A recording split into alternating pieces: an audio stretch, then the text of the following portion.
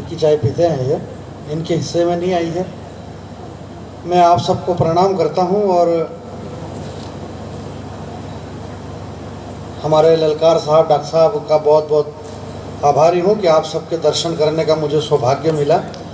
और गांव के तमाम यहाँ जो ये नगर पंचायत है या तेजा जी की जो समिति है, उन सबको भी बहुत बहुत धन्यवाद ज्ञापित करता हूँ। कि देश के इन तमाम बड़े कवियों की तरफ से मैं आप सबको धन्यवाद देता हूँ। जैसा कि राजकुमार बादल साहब ने बताया कि आपने राष्ट्रभाषा हिंदी का ये यज्ञ करवाया है। आप चाहे तो कोई दूसरा प्रोग्राम करवा सकते थे, परंतु आपने राष्ट्रभाषा हिंदी का ये यज्ञ करवा करके हिंदी भाषा के लिए एक बड़ा उपक्रम किया है। इसलिए मैं इस कवि सम्मेलन की तरफ से देश की तमाम कवियों की तरफ से आपको बहुत बहुत धन्यवाद ज्ञापित करता हूं कि आपने एक बहुत अच्छा काम किया। अलग दूसरे प्रोग्राम में थोड़े पैसे ज़्यादा लगते हैं, ये थोड़ा कम पैसे का प्रोग्राम है, इसमें कोई खास बात नहीं है, करवाया यही बड़ी बात है। तो मैं आपके बीच में बहुत छोटा सा कवि हूँ साहब। ये क्या है कि कवि तो सारे यही बड़े थे, और मेरे को बाद में इसलिए पढ़वा रही है कि पिछले बार तो क्या 1-2 साल से तो कोरोना में कवि सम्मेलन हुए नहीं, और फिर एक आध बार हुआ तो ये गणेश चतुर्थी का टाइम रहता, तो इसमें क्या है कि बारिश आ जाती है। अब वो बारिश आ जाती है तो क्या होता है कि 1-2 कवि पढ़ते हैं और फिर बारिश आ जाती है, बाकी कवि बच जाते हैं। तो जो जो कवि पढ़ लेते हैं उनका पेमेंट हो जाता है, जो नहीं पढ़ते उनका रह जाता है। तो कई बार ऐसा हो गया, तो आज इन्होंने ये करा, बोले यार अपन क्या करें कि इसको रहने दो और अपन पढ़ लो बारिश की जगह। तो खाली अपना पेमेंट सुरक्षित इन्होंने करा, बाकी ऐसा कुछ भी नहीं है। मैं बहुत छोटा कवि हूँ, ये सारे बड़े कवि हैं। राजकुमार बादल जैसे इतने बड़े गीतकार के बाद में कविता पढ़ना भी बड़ा कठिन काम है। तमाम सारे मित्र और हमारे इतने दिनेश भैया और आदरणीय हमारी कवित्री बहन और इतना बढ़िया सबने सुनाया है। हालांकि इनको सबको बढ़िया सुनाना भी जरूरी था, नहीं सुनाए तो पैसे भी कौन दे, एक बात है। कई सारी बातें हैं, जरा आप एक बार ताली वाली बजाइए, मैं एक कविता आपके बीच में पढ़ूंगा। बहुत बढ़िया, अच्छा लगा। बहुत दिनों के बाद में सब बढ़िया सारी बातें हो गई। देखो मैं बहुत छोटा कवि हूँ, आप जानते हैं, ये तो पूरे देश दुनिया में पढ़ते रहते हैं। मैं तो कहीं भी नहीं गया हूँ भैया, मेरे घर से सीधा यहीं आया हूँ और यहाँ से वापस मेरे घर चला जाऊँगा। नहीं अपन पूरे दिल्ली, बम्बई, बेंगलोर, हैदराबाद जाने कहाँ इधर उधर भटकते फिरो, क्या मतलब है? अपन इधर उधर घूमते फिरो और अपने घर के सामने फिर दूसरे घूमते फिरे, क्या मतलब है अपने को? इसलिए अपने को घर पे रहना बहुत जरूरी है, और आप घर पे ही रहो और ऐसा ही काम करो। तेजाजी महाराज का ये मेला है, 1000, 2000, 1500 वर्ष हो गए। इस लोक नायक, ये लोक देवता का जो लोक रंजन आज भी हिंदुस्तान के अंदर लोक संस्कृति में बचा हुआ है। राजकुमार बादल जी ने जो अपने गीत में, प्रथम गीत में ये बात कही कि जो दाढ़ी रख रहे हैं, फलाना कर रहे हैं, अपने नाम को बिगाड़ रहे हैं। राजू भाई, हमें तब तक भूख नहीं लगती है जब तक अच्छे खासे नाम को हम नहीं बिगाड़ते। दिनेश को जब तक दीना नहीं बोले, सही है, क्या कह रहे हैं?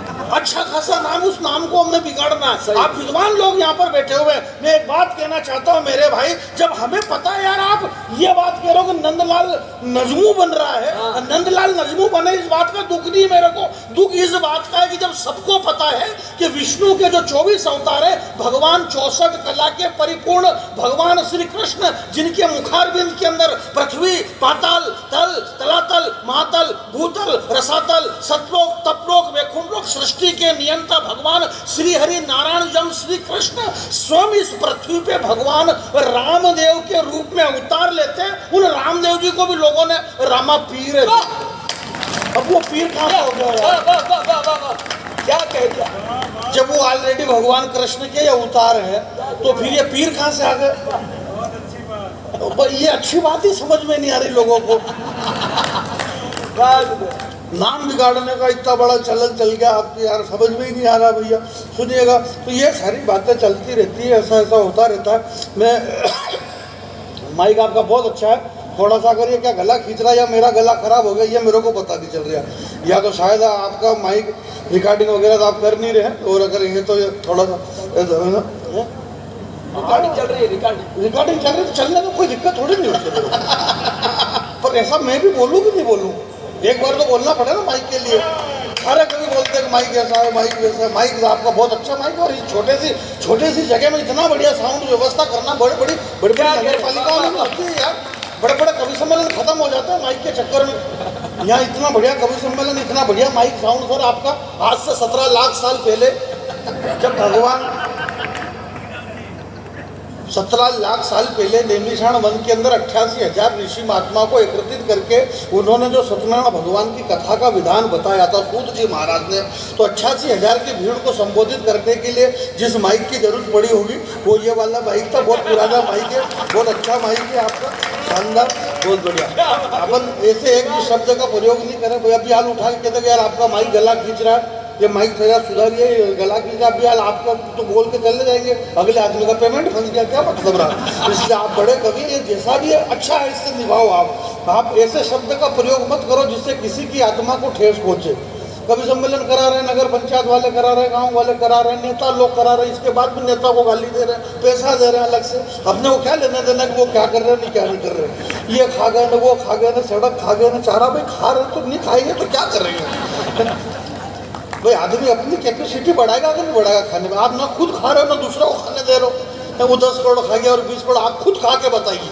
और ये कौन चिल्ला रहा है कि खा गए, ये वही चिल्ला रहा है जिसको खुद को खाने को नहीं मिला। क्या बात है, बहुत बढ़िया है।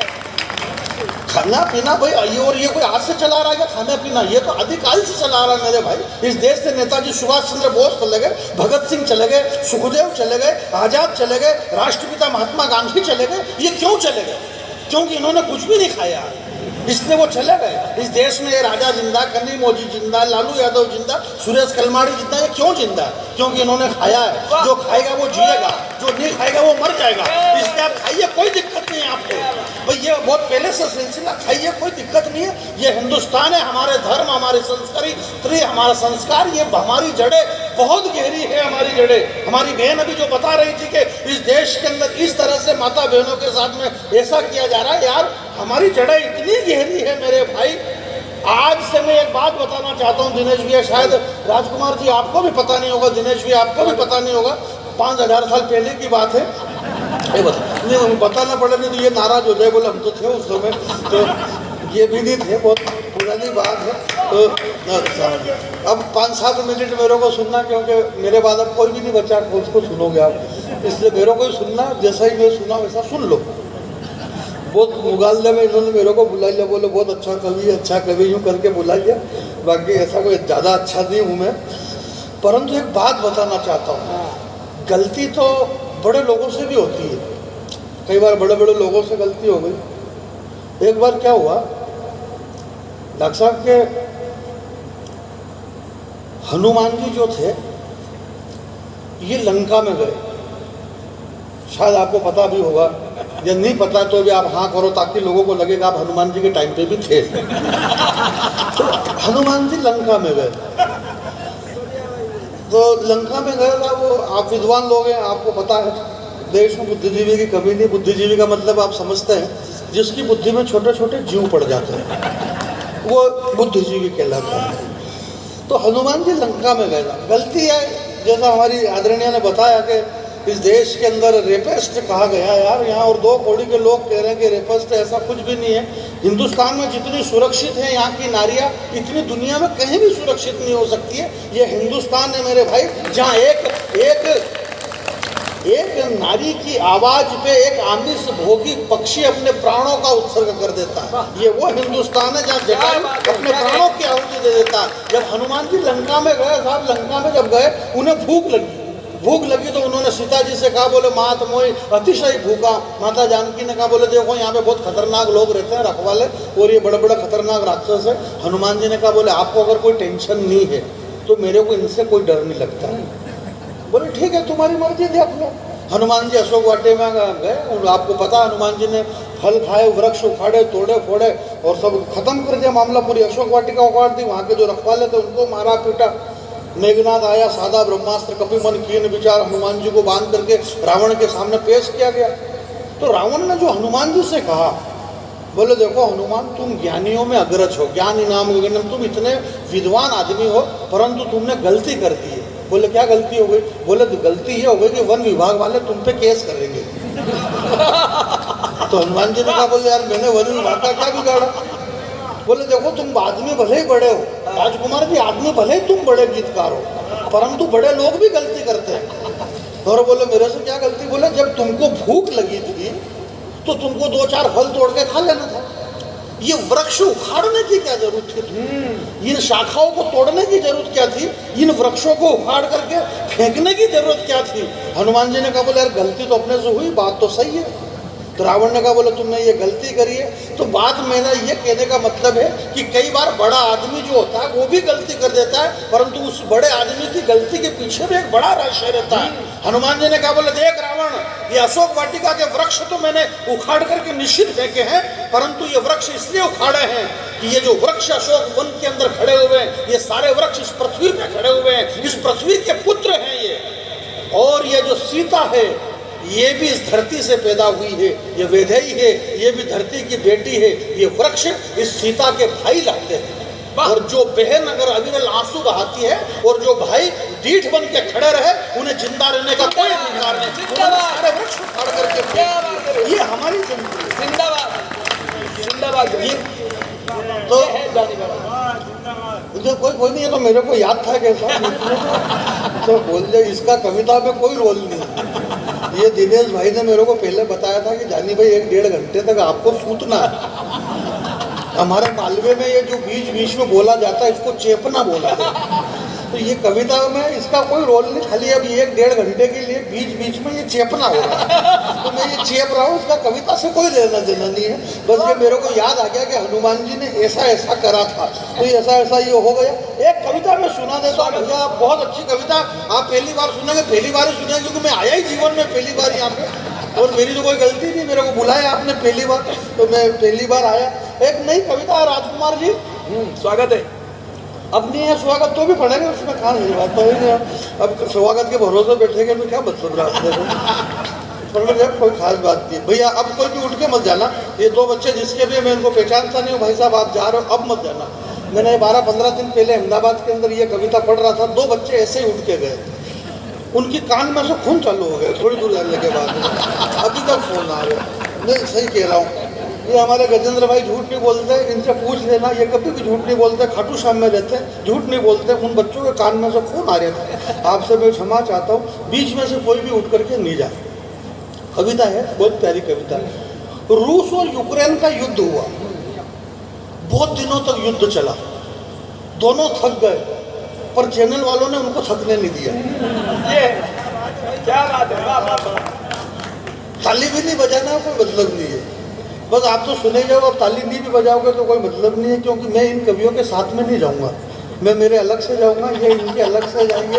वो तो दिक्कत तब होती है जब इनके ही साथ में जाना पड़े, और आप अगर कम जमो तो फिर ये पूरे रास्ते में दुख देते, बोले रात को निपट गया कि नहीं निपट गया। तो ऐसा अकेले ही जाएगा। मैं बोले निपट जाऊँ नहीं निपट जाऊँ, मेरे को कोई फर्क नहीं पड़ गया।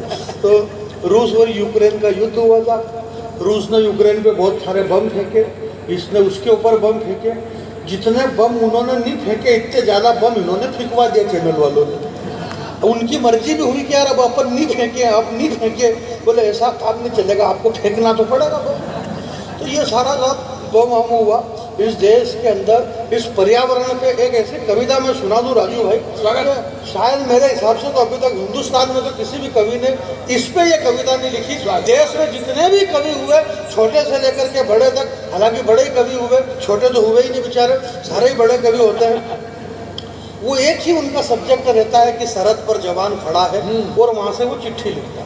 वो चिट्ठी घर पे कौन लागे भगवान चिट्ठी घर पे आती है, फिर उसकी लाश भी आती है, तिरंगे में लपेटे हुए लाश आती है। फिर माँ 4 लाइन कहती है, बहन ने देखा तो फिर बहन ने क्या कहा, बूढ़े पिता ने फिर क्या कहा, और उसकी पत्नी फिर क्या कहती है, और छोटे छोटे बच्चे क्या कहते हैं। वो जवान सरहद पे खड़ा है, उसके साथ उसकी माँ का आशीर्वाद लड़ता है, पिता का प्यार लड़ता है, पत्नी की पतिव्रता धर्म लड़ता है। अब ये सारी फुगड़ की बातें कोई भी नहीं लड़ता है, वो अकेला ही लड़ रहा है वहाँ पे। कोई भी नहीं लड़ रहा, ये खाली अपने को यहाँ पे तुकबंदी करने के लिए जबरदस्ती इनको लड़ाया जा रहा है, जबकि लड़ वो अकेला रहा है।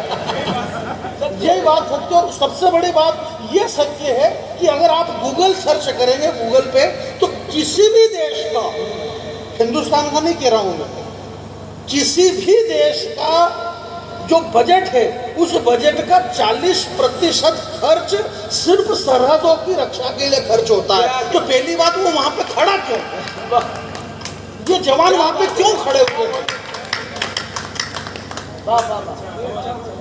बहुत अच्छा प्रश्न। ये मेरे को भी मालूम नहीं कि ये क्यों खड़े हुए हैं वहां पे ये क्यों खड़े हुए हैं सरहदों पे। भूख लगी यहाँ पर। एक कविता भैया स्वागत है। आप सारे भाई साहब, और अगर इसके पहले भी आपने सुन रखी है तो आप चेहरे के हाव भाव ऐसे बनाओ जैसे आप पहली बार सुन रहे हो। बस हाव भाव बिल्कुल ऐसे ही रखना। मैं बैरागी आदमी हूँ, सारे मंत्र जानता हूँ, मरे गरे के भी जान बात भी नहीं गया क्योंकि कॉन्फिडेंस मेरे पास में है। यह कविता मैं आपके बीच में पढ़ रहा हूँ, बहुत शानदार कविता है, सुनिएगा कि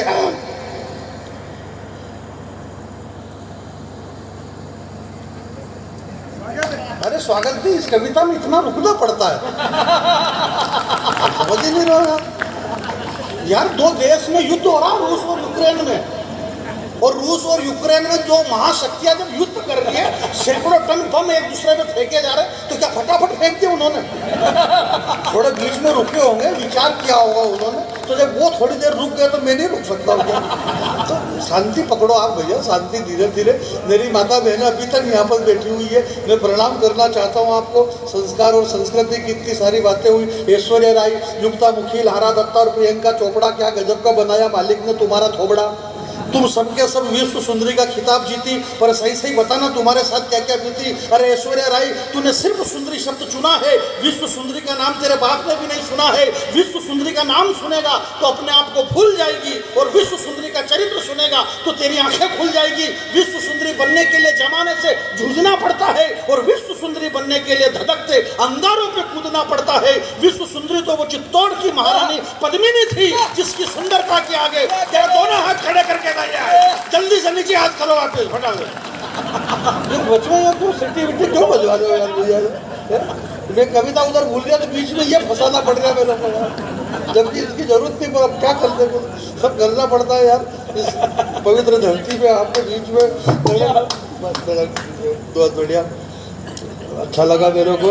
तो ये सारी बातें, एक बात मैं बता रहा था, ये कोरोना को लेकर के इतनी सारी बातें हुई भैया। ये क्या है कि चैनल जो रहते हैं ना, ये अच्छा इनके पास में काम तो है नहीं, कोई काम नहीं। इसके बाद में भाई अभी पिछले दिनों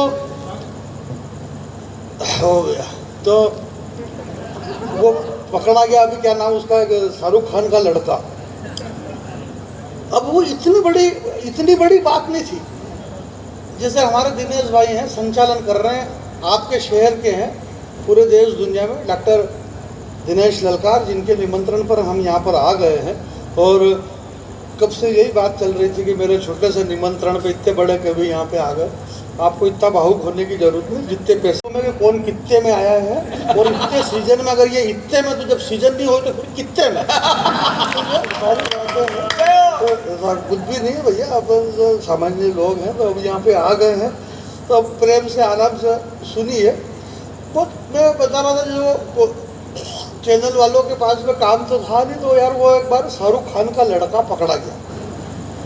कई में पकड़ा गया, बोले यार वो कोई मुंबई में ड्रग्स में पकड़ा गया। वो 22 दिन तक न्यूज चली, वो टीवी दिन रात 22 दिन तक, लोगों को भी नहीं सोने दिया, ना वो सोए। वो कौन? वो तो दोनों सोए, शाहरुख खान भी सोया और उसका छोरा भी सोया, बस ये चैनल वाले भी नहीं सोया और नहीं हमको सोने दिया इन्होंने। वो तो आराम से सोए, दोनों सो रहे हैं। बोलो अब शाहरुख खान उठे हैं, शाहरुख खान के जन्नत के बंगले पे, अब वहाँ पर गए हैं, ये इनसे बात करना चाहते हैं, जबकि शाहरुख खान बात नहीं करना चाहते हैं, परंतु ये इनसे बात करना चाहते हैं। आर्यन खान ने अब नहा लिया है, अब वो पार्ले जी बिस्कुट खाएंगे, अब इसके बाद में ये करेंगे। काला रंग का एक शर्ट उन्होंने पहन रखा है। इनके पास में, मतलब मेरे को तो ये समझ में नहीं आ रही आपकी क्या यार, कुछ भी खबर नहीं है। तैमूर ने अभी मूली उखाड़ करके खाई है, ये खबर ये लाए।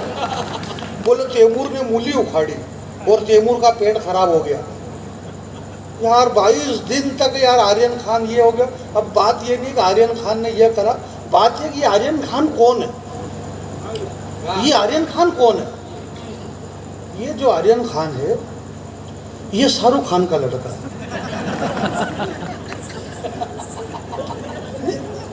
मैं यही कह रहा था कि जब हमारे पास में समय कम है, तो हमारा जैसे संचालक महोदय होते हैं, वो आधा समय इसी में बिगाड़ देते हैं कि आपके बीच में जोधपुर से इतनी दूर से हमारे बीच में कवित्री राकेश होता है कि यार ये वहाँ से क्यों आई है?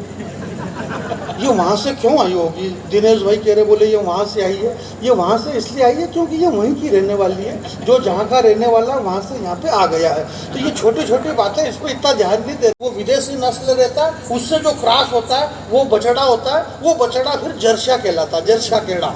वो किसी भी काम में नहीं आता है। आप देसी गाय का जो बछड़ा है, अगर देसी गाय जब घर में जन्मती है और अगर पूछते हैं बोले क्या हुआ, बोले छोटा है, तो वो बछड़ा है, वो गोना है, बड़ा हुआ, फिर वो बेल है, बरद है, हल के अंदर चलता है, वो डोबा है, उसके 50 नाम है, परंतु जो जर्सा है उसका कोई नाम बोले ये केड़ा, ये केड़ा कोई काम में नहीं आता, ये सिर्फ कटनी में ही जाता है।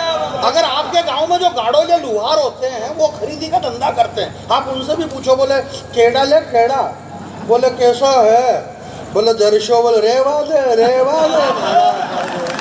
वो भी उसको नहीं ले रहे। और वो इसलिए नहीं ले रहे क्योंकि वो क्रॉस है, वो ओरिजिनल नहीं है।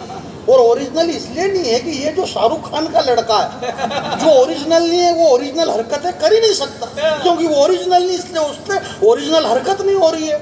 आपको मैं एक बात बताना चाहता हूँ, पढ़े लिखे लोग हैं, पंजाब के अंदर एक शहर है चंडीगढ़, शायद आपने देखा होगा, गए होंगे चंडीगढ़, और अगर आपने नहीं देखा चंडीगढ़ तो भी चंडीगढ़ तो है, चंडीगढ़ है। चंडीगढ़ के अंदर बहुत पहली बात बता रहा हूँ मैं गजेंद्र, चंडीगढ़ में एक आदमी रहता था, उसका नाम था रमेश कुमार। रमेश को आप जानते हैं? आप नहीं जानेंगे तो भी कोई फर्क नहीं पड़ रहा, रमेश है वहाँ पे। और अगर आपको विश्वास नहीं हो तो आप मोबाइल निकालिए, उसको गूगल पे जाइए, सर्च करिए कि चंडीगढ़ में रमेश कौन है। रमेश कुमार छिब्बर नाम का आदमी रहता था, रमेश कुमार छिब्बर। मैं मेरे ब्लॉग का समापन कर रहा हूँ। अब मैं जो कवि सम्मेलन में जो कवि आए हैं, हिंदुस्तान के प्रसिद्ध कवियों का सम्मेलन था आज, तो कवि संगम पूरा है मेरे साथ, तो मैं एक बार सबसे इंट्रोडक्शन करवा देता हूँ आपका। ये है जोनी बैरागी सर, हास्य कलाकार है, सब जानते हैं, हिंदुस्तान में ही सारे सब लोग जानते हैं, जोनी बैरागी सर है। इनसे मिलने का मेरे को आज सौभाग्य मिला है। मिलिए सर से। जी नमस्ते, कैसे हैं आप लोग सब? कैसा लगा आज का प्रोग्राम? जो यहाँ पर कवि सम्मेलन हुआ है भीमगढ़ में, एक छोटी सी जगह में हिंदी भाषा का इतना बड़ा कवि सम्मेलन, देश के इतने बड़े कवियों को यहाँ पर डॉक्टर दिनेश ललकार के निमंत्रण पर हम सारे लोग यहाँ पर आए। ये दिनेश भाई का प्रेम था, स्नेह था, जो इस कीमती समय में भी यहाँ पर आकर के ये हिंदी की कविता का जो अनुष्ठान हुआ है, इस अनुष्ठान में सरस्वती के पुत्रों ने जो अपने शब्दों की आहुतियाँ दी है, इसी तरह से ये हिंदी भाषा का कवि सम्मेलन सतत अविरल चलता रहे, इसी तरह से चलता रहे। हमें बहुत अच्छा लगा। Thank you sir. ये सर है राजकुमार जी बादल सर, हास्य कलाकार है, बहुत ही सुंदर गीत गाते हैं, मारवाड़ी भाषा में, मायड़ भाषा में, हिंदी भाषा में, बहुत ही अच्छे गीतकार है, बहुत ही अच्छे हास्य कलाकार है। मिलिए राजकुमार जी बादल से। दोस्तों, पूरा कार्यक्रम आपने बिल्कुल इसके माध्यम से देखा ही होगा। इस ब्लॉग के माध्यम से मैं केवल यही कहना चाहूँगा, आज की रात हमारे लिए बहुत अच्छी रात रही, बहुत अच्छी टीम थी। भाई जानी बैरागी के साथ बहुत दिनों बाद हमें यहाँ इस मंच को साझा करने का अवसर मिला। भाई गजेंद्र भाई, दिनेश बंटी, पूरी की पूरी टीम, आयुषी बहन, सब ने बहुत मेहनत की। और ऐसी जगह श्रोताओं की संख्या हालांकि बहुत कम थी, बहुत अच्छे लोग थे, बहुत अच्छा उन्होंने सुना और श्रोताओं को बांधे रखा। माता बहनें भी बहुत अच्छी संख्या में थी और आज की रात एक भी रहेगी। बहुत बहुत धन्यवाद।